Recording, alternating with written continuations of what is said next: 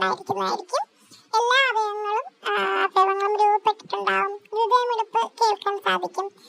വിരലുകളും നഖങ്ങളൊക്കെ രൂപം കൊള്ളുന്ന ഒരു ടൈം കൂടിയാണ് ഈ 18ാമത്തെ ആഴ്ച.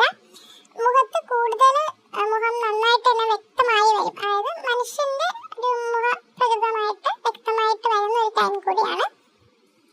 പിന്നീടുള്ളത് കുഞ്ഞിന്റെ ലൈംഗിക അവയവം വളർന്നിട്ടുണ്ടാവും. കൈയും കാലും അല്പം കൂടി വളർന്നിട്ടുണ്ടാവും നേരത്തെ കാട്ടി. അതുപോലെ തന്നെ അവയവങ്ങളും പേശികളൊക്കെ ഈ ഘട്ടത്തിൽ കൂടുതലായിട്ട് വളർച്ച വരുന്നതാണ്. ഈ ഘട്ടത്തിൽ അവയവങ്ങൾ പ്രവർത്തിക്കാൻ തുടങ്ങും. വെളുത്ത രക്താണുക്കൾ, അതായത് അണുബാധയെ ചെറുക്കാൻ സഹായിക്കുന്ന വെളുത്ത രക്താണുക്കൾ അസ്ഥിമജ്ജയിൽ നിന്ന് ഉൽപ്പാദിപ്പിക്കപ്പെടും. അപ്പോൾ ഇതൊക്കെയാണ് പ്രധാനമായും കുഞ്ഞിന്റെ ഡെവലപ്മെന്റ്, അതായത് 12ാമത്തെ ആഴ്ചയിലെ കുഞ്ഞിന്റെ വളർച്ച എന്ന് പറയുന്നത്. ഇനി ഈ സമയത്ത് ഗർഭിണികൾ ശ്രദ്ധിക്കേണ്ട കാര്യങ്ങൾ എന്ന് പറഞ്ഞ് നേരത്തെ ആദ്യം പറഞ്ഞതുപോലെ തന്നെ നേരത്തെ ഉണ്ടായ ബുദ്ധിമുട്ടുകൾ കുറച്ച് കുറഞ്ഞു തുടങ്ങും. എന്നത് ചിലരിൽ അത് അങ്ങനെ തന്നെ കുറച്ചും കൂടി ശക്തമായിട്ട് തന്നെ നിൽക്കും. പക്ഷെ മെജോറിറ്റി എല്ലാവർക്കും അത് കുറഞ്ഞു തുടങ്ങും, ലക്ഷണങ്ങൾ കുറഞ്ഞു തുടങ്ങാറുണ്ട്. അതുപോലെ തന്നെ ഈ സമയത്ത് പ്രത്യേകം ശ്രദ്ധിക്കേണ്ടത് പോഷക സമൃദ്ധമായിട്ടുള്ള ആഹാരങ്ങൾ കഴിക്കാൻ പ്രത്യേകം ശ്രദ്ധിക്കുക. കഴിവതും വീട്ടിലുള്ള ഫുഡ് തന്നെ കഴിക്കാൻ ശ്രമിക്കുക. വീട്ടിലൊക്കെ നട്ട് വളർത്തുന്ന വെജിറ്റബിൾസിൽ നിന്നൊക്കെ കഴിക്കുന്നത് ഏറ്റവും നല്ലതാണ്.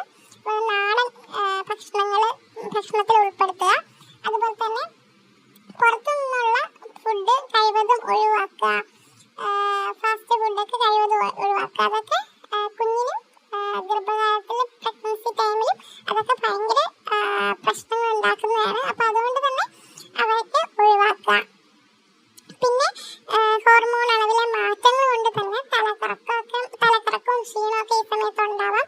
അപ്പോൾ അതുകൊണ്ട് തന്നെ പ്രത്യേകം ശ്രദ്ധിക്കേണ്ടത് ഉറങ്ങി എഴുന്നേൽക്കുമ്പോഴും ഒരിടത്ത് ഇരുന്നിട്ട് എഴുന്നേൽക്കുമ്പോഴും പെട്ടെന്ന് ചാടി വീണ് എഴുന്നേൽക്കാതെ കുറച്ച് റെസ്റ്റ് എടുത്ത് ഉറങ്ങി എണീക്കുകയാണെങ്കിൽ കുറച്ചു നേരം കണ്ണടച്ച് കുറച്ചൊന്ന് ബാലൻസ് ആയതിനു ശേഷം പതുക്കെ എഴുന്നേൽക്കുക. ഇരിക്കുമ്പോഴും അതുപോലെ എഴുന്നേൽക്കുക. പെട്ടെന്ന് ചാടി വീണ് എഴുന്നേൽക്കാതിരിക്കുക. അതൊന്ന് പ്രത്യേകം ശ്രദ്ധിക്കുക. പിന്നീടുള്ളത്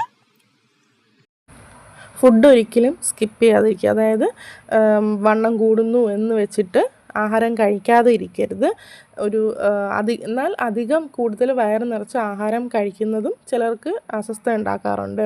ഓക്കാനം ഛർദിയൊക്കെ വരാറുണ്ട്. അതുപോലെ തന്നെ ദഹന സംബന്ധമായിട്ടുള്ള പ്രശ്നങ്ങൾ വരാറുണ്ട്. അപ്പോൾ ഡിവൈഡ് ചെയ്ത് കഴിക്കാൻ നോക്കുക. ഒരു 4 നേരം, അതായത് ഇപ്പം 3 നേരമുള്ള ആഹാരം ഒരു 6 നേരമായിട്ട് ഡിവൈഡ് ചെയ്യുക.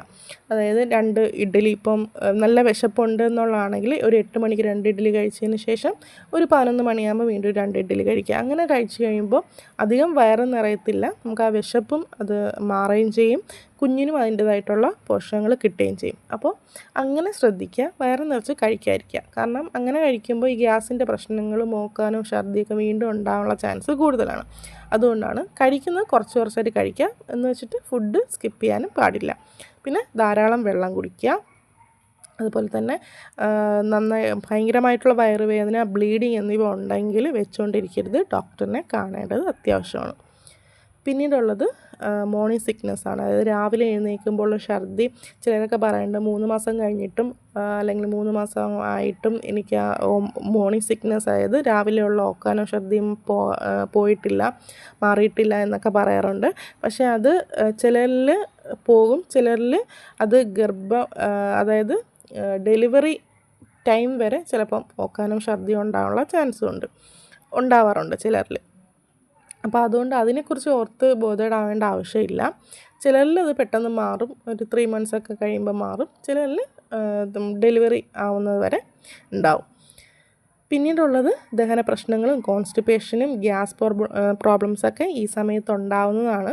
അപ്പോൾ അതുകൊണ്ട് തന്നെ ഫുഡ് കഴിക്കുമ്പോഴൊക്കെ പ്രത്യേകം ശ്രദ്ധിക്കുക. ഫൈബർ അടങ്ങിയിട്ടുള്ള ഭക്ഷണങ്ങളൊക്കെ ഉൾപ്പെടുത്തുക, പുറത്തുനിന്നുള്ള ഫുഡൊക്കെ ഒഴിവാക്കുക. അപ്പോൾ ഇതൊക്കെയാണ് പ്രധാനമായിട്ട് ഗർഭിണികൾ ശ്രദ്ധിക്കേണ്ട കാര്യങ്ങൾ.